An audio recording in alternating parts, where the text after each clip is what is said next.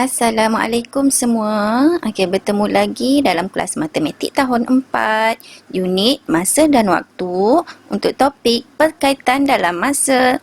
Kali ini untuk pertukaran unit bulan dan tahun. Sebelum itu tahniah cikgu ucapkan kepada semua kerana berjaya menyelesaikan tugasan-tugasan yang sebelum ini. Sebelum itu kita tengok dahulu satu video mengenai bulan-bulan dalam setahun.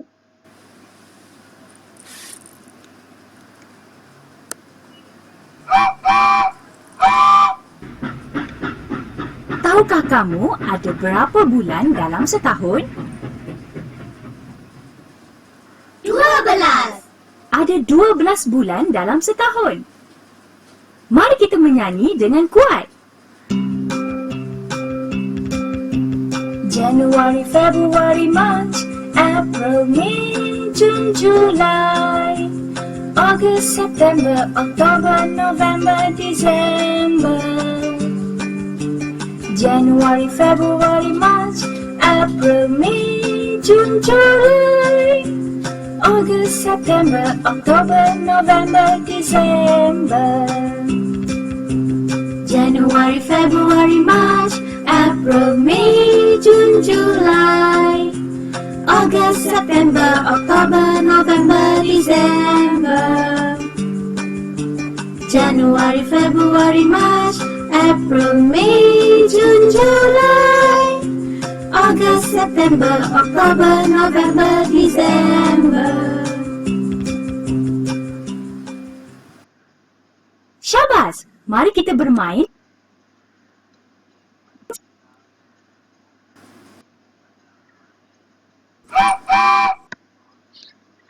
Baik. Tadi kita telah lihat nama-nama bulan dalam setahun. Sekarang kita tengok apakah objektif pembelajaran dan kriteria kejayaan kita pada hari ini.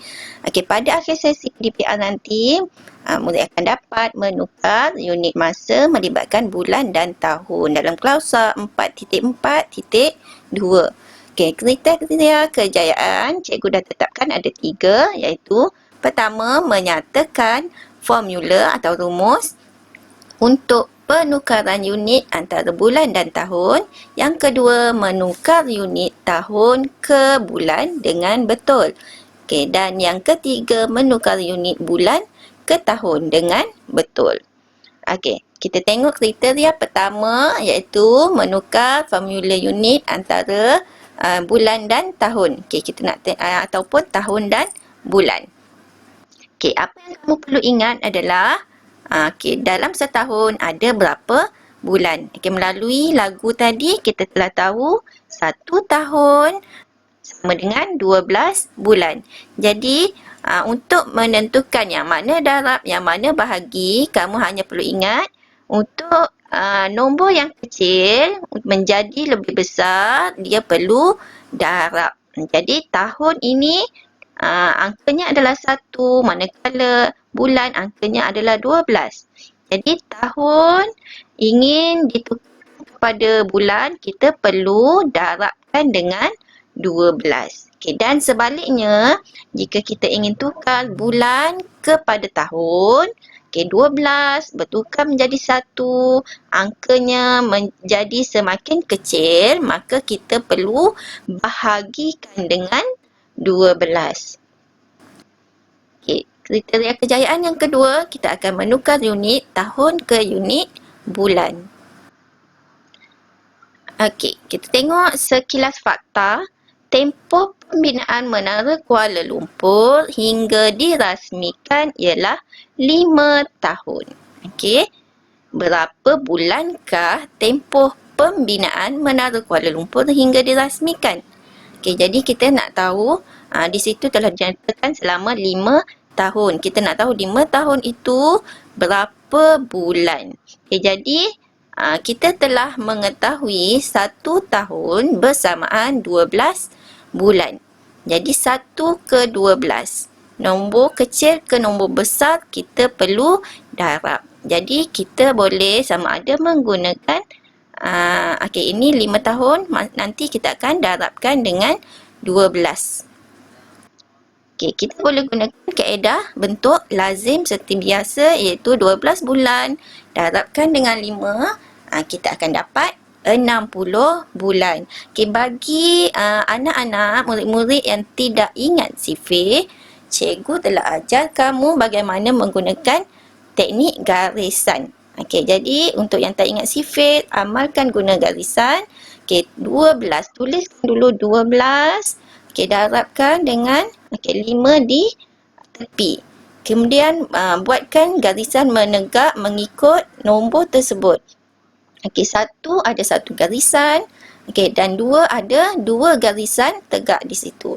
Okey, dan untuk angka 5 kita buat garisan melintang sebanyak 5 garis. Kemudian kita bilang titik-titik yang bersilang. Okey, tempat yang bersilang ini kita bilang. Okey, jadi kita akan dapat untuk garis pertama, satu garis ini kita akan dapat 5, dan untuk angka 2 tempat bersilangnya ada sebanyak 10. Okey. Okey, bila kita telah dapat jawapan di bawah, kita tengok, kena pastikan bahawa satu tempat ini hanya ada satu angka sahaja, satu digit sahaja. Okey, dalam situasi ini 10 ada 2 digit. Jadi kita perlu sedekahkan nombor 1 tersebut kepada nombor di hadapannya, iaitu nombor 5 nanti akan ditambahkan dengan 1. Seterusnya akan menjadi 6 dan 60. Okey, maka kita akan dapat hasil yang sama dengan bentuk lazim tadi. Okay, jadi 5 tahun bersamaan 60 bulan. Tempoh pembinaan Menara Kuala Lumpur hingga dirasmikan ialah 60 bulan. Okay, seterusnya kita akan tengok cara menukar unit bulan ke unit tahun. Okay, sebelum itu kamu perlu ingat 1 tahun bersamaan 12 bulan. Dan untuk menukar bulan ke tahun, kita akan lihat anak panah yang di bawah, yang berwarna merah itu. Okey, jadi bulan ke tahun kita akan menggunakan operasi bahagi. Okey, faktanya seekor gajah Asia boleh hidup sehingga 840 bulan. Hitung usia gajah dalam tahun. Okey, 840 bulan bersamaan berapa tahun? Okey, berdasarkan rumus tadi, kita telah tahu untuk tukar bulan ke unit tahun, kita perlu bahagi. Okey, jadi 840 bahagikan dengan 12. Okey. Jadi untuk mendapatkan jawapan di sini, kamu perlu bina sifir. Sifir berapa yang perlu dibina? Sifir 12. Okey, bina sifir 12. Okey, 12 bermula dengan nombor 12. Kita akan bina sehingga kita dapat angka ataupun nombor yang paling hampir dengan 84. Kenapa 84? Sebab nombor 12 ini ada dua digit. Jadi kita akan terus lihat pada 2 digit yang di hadapan. Okey, terus lihat pada 2 digit. Kita akan cari nombor yang paling hampir yang terkecil, yang kecil. Okey, tidak boleh melebihi daripada 84.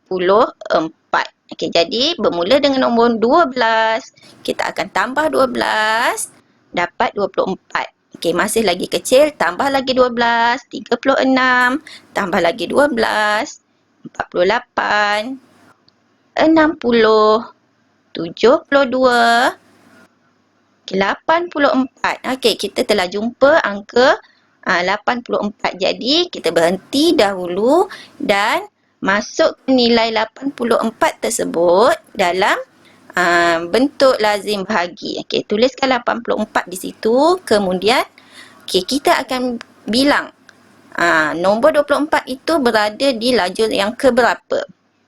Okey, itu adalah lajur yang ke-7. Jadi kita akan letakkan angka 7 di atas, seterusnya tolak.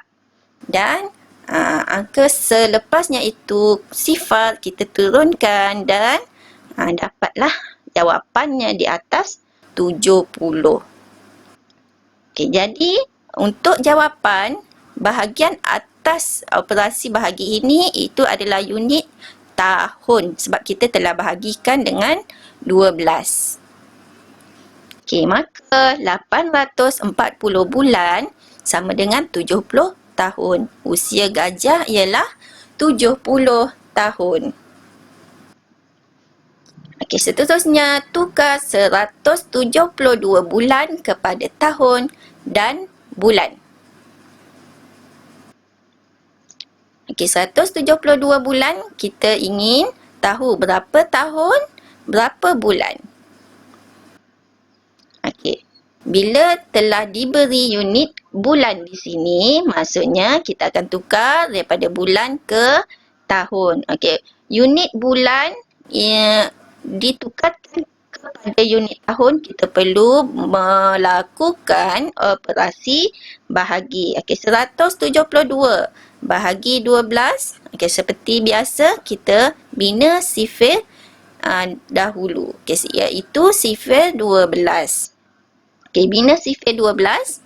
Kita akan bina sehingga jumpa nombor 17. Okey, sehingga jumpa nombor 17 ataupun kita akan cari nombor yang paling hampir dengan 17. Okey, 12, seterusnya tambah 12, kita jumpa 24. Okey, jadi antara 12 hingga 24, nombor mana yang kita akan pilih? Okey, nombor 12 kerana kita tidak boleh ambil nombor yang lebih besar daripada nombor pembahagi iaitu 17 ini. Okey, maka kita ambil nombor yang kecil iaitu nombor 12 untuk dimasukkan ke operasi bahagi. Okey, kemudian letakkan 12 di bawah. Kemudian bilang 12 itu di lajur yang pertama. Jadi kita letakkan 1 di atas operasi bahagi dan tolakkan 17 tolak 12. Kita akan dapat 5. Kemudian turunkan nombor 2 di sebelah itu, turun ke bawah. Okey, kita sambung sifir 12 sehingga kita dapat nombor 52 ataupun nombor yang paling hampir dengan 52. Okey, 12, 24, 36, 48, 60. Okey, kita berhenti sampai 60 kerana 60 telah melebihi daripada 52. Okey, jadi nombor mana yang kita akan pilih?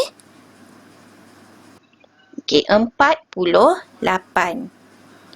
Okey, jadi masukkan nilai 48 dan tolakkan. Kemudian kita tengok dahulu 48 itu berada di lajur yang ke berapa.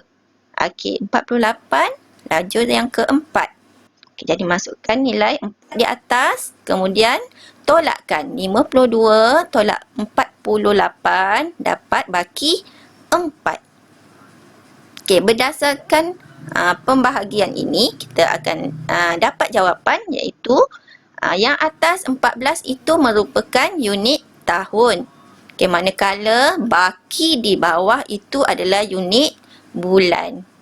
Okey, maka 172 bulan bersamaan dengan 14 tahun 4 bulan. Okey, seterusnya kita akan buat kuis. Okey, jawab soalan buket berdasarkan link yang cikgu telah berikan. Okey, selamat menjawab anak-anak. Okey, sekian, terima kasih. Bye.